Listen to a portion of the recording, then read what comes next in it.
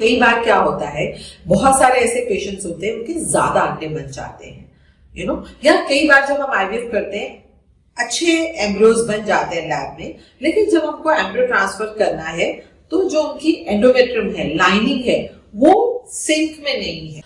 अगर हमारी लाइनिंग उस स्थिति में नहीं है कि वो एम्ब्रियो को एक्सेप्ट कर ले, या लाइनिंग आउट ऑफ फेस, मतलब या तो पीछे रह गई या आगे निकल गई, तब हमारा एम्ब्रियो ग्रो ही नहीं करना। अगर हमने ट्रांसफर कर दिया तो बेहतर क्या होता है, हम उसको फ्रीज करें, स्टोर करें और फिर आपके पीरियड्स आने की वेट करें। जो अंडे बनाए थे, और भी बेनिफिट होता है कि जब ये आपके हम अंडे बनाते हैं तब ईस्ट्रोजन लेवल बहुत हाई होता है, और एविडेंस और स्टडीज कहती हैं कि जिन औरतों के ज्यादा अंडे बन गए उस साइकिल में, एक बात तो अच्छी है ज्यादा बन गए और उस साइकिल में अक्सर उनका एम्ब्रियो ट्रांसफर अगर हम ना करें और फ्रीज करके नेक्स्ट साइकिल में करें तो हमें रिजल्ट बेहतर मिलते हैं।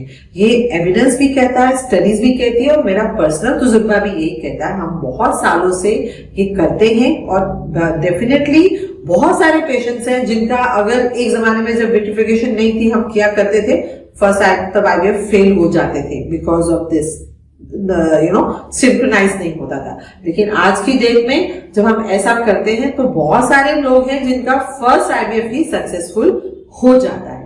अब एक लास्ट और बहुत इंपॉर्टेंट चीज जो मैं बताना चाहती हूं, जो बहुत ही लोग नजरअंदाज करते हैं, वो है कि केमिकल्स, जो आप केमिकल्स अपने स्किन पे लगाते हैं, अपने बालों में लगाते हैं, इनका भी बहुत रोल है आपके अंदर एक हार्मोनल चेंजेस लाने में। इन्हें हम आज की डेट में एंडोक्राइन डिस्ट्रप्टर्स कहते हैं। These are endocrine disrupting chemicals. So इनके ऊपर बहुत तवज्जो देनी जरूरी है। ये क्या है? ये आपके कई क्रीम्स हैं, कई परफ्यूम्स हैं, बहुत सारे आप लोग फ्रेग्रेंट ऑयल्स यूज करते हैं, कई लोग सोने के लिए कि उसके बिना उनको नींद नहीं आती और they want to feel peaceful, ऐसे करके बहुत सारी चीजें मार्केट में बेची जाती हैं जो आपके, और बहुत सारे बच्चे टीनेजर्स भी इनको यूज कर रहे हैं, एंड वो आगे जाके अपने जो एंडोक्राइन सिस्टम है, जो रिप्रोडक्टिव के हार्मोन्स हैं, उनका इम्बैलेंस क्रिएट हो रहा है इन केमिकल्स की वजह से, एंड देन वो आगे जाके इनफर्टिलिटी की तरफ अपना खुद का आप अपने ही अनजाने में ऐसी गलतियां करके इनफर्टिलिटी की तरफ बढ़ रहे हैं साइलेंटली। सो ये एंडोक्राइन डिस्ट्रप्टिंग केमिकल्स से बचिए। ये आप लोग जो केमिकल डाई यूज करते हैं, आप कहते हैं मैंने तो बालों में लगाया, वो आपके स्कैल्प की स्किन से ब्लड में जा रहा है और जाके आपके अंदर कई तरह के चेंजेस कर रहा है। सो यू स्पेशली जब हम आईवीएफ करती हूँ, मैं आईवीएफ करती हूँ, मैं किसी को उस दौरान कोई भी केमिकल्स नहीं लगाने देती। No perfumes, no perfume creams and no hair colouring. और आप लोग कहेंगे आप हिना लगाते हैं, प्योर हिना आप लगा सकते हैं, बट अगर उस हिना के अंदर भी कुछ केमिकल्स डाले गए हैं वो नहीं लगाना।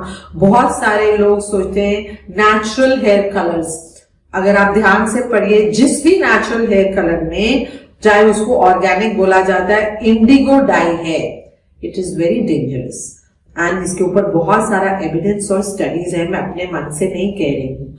सो बी केयरफुल आप क्या यूज करते हैं, आपके टूथपेस्ट में क्या है, आपके शैम्पू में क्या है, आप जो फाउंडेशन लगा रहे हैं उसमें क्या है। बहुत सारे ऐसे आपके, अगर आप अपनी कबर्ड खोलेंगे उसमें ऐसे पटारे में कुछ ना कुछ एंडोक्राइन डिस्ट्रप्टिंग केमिकल्स निकल आएंगे।